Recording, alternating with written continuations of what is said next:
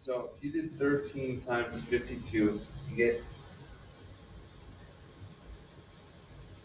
I'll just write it underneath here.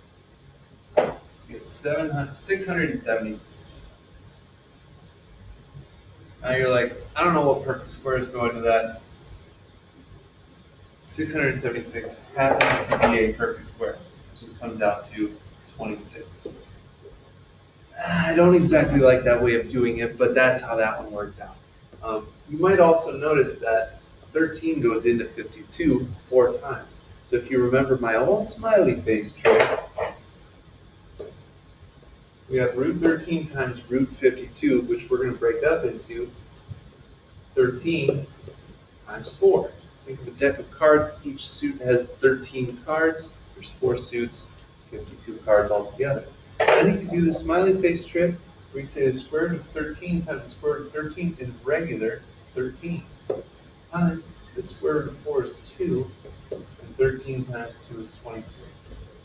The reason I like that better is when you do more of these problems, there's not too many problems I'm going to have that are going to work out to a nice whole number like that. All right, we can multiply the numbers outside with the numbers outside. 5 times 1 is 5. Inside with inside, 3c times 6c would be 18 c to the second. And then we can break up our square root. Perfect square in 18 is 9.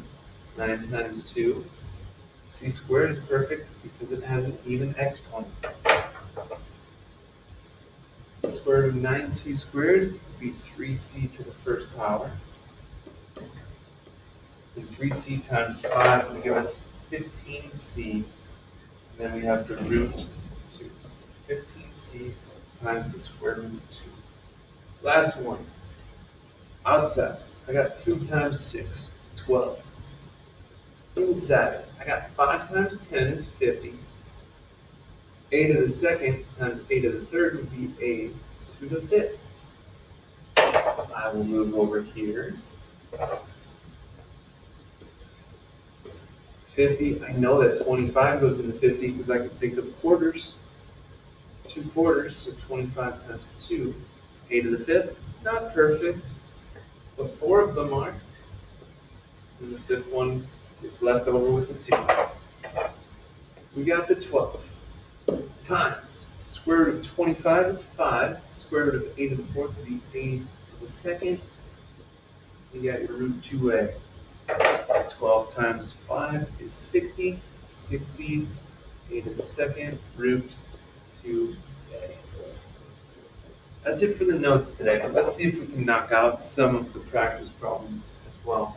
Let's go to the bottom of this sheet because these are probably realistically the hard ones. All right, so let's try like 21.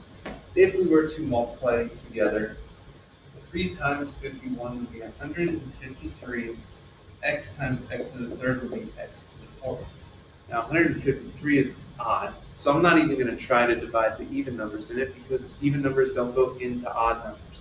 So I'll try like divided by 9. There we go. 9 times 17. X to the fourth is all perfect. Square root of 9 is 3. Square root of x to the fourth is x squared. 17 doesn't have any perfect squares left. Still got time. Great. Here we've got 5 times 1, which is 5 outside. 8 times 32 is 256. T times t to the fifth is t to the sixth. 256 is a perfect square. The square root of 256 is 16. The square root of t to the sixth is t to the third. And then 5 times 16 will give us 80 t to the third.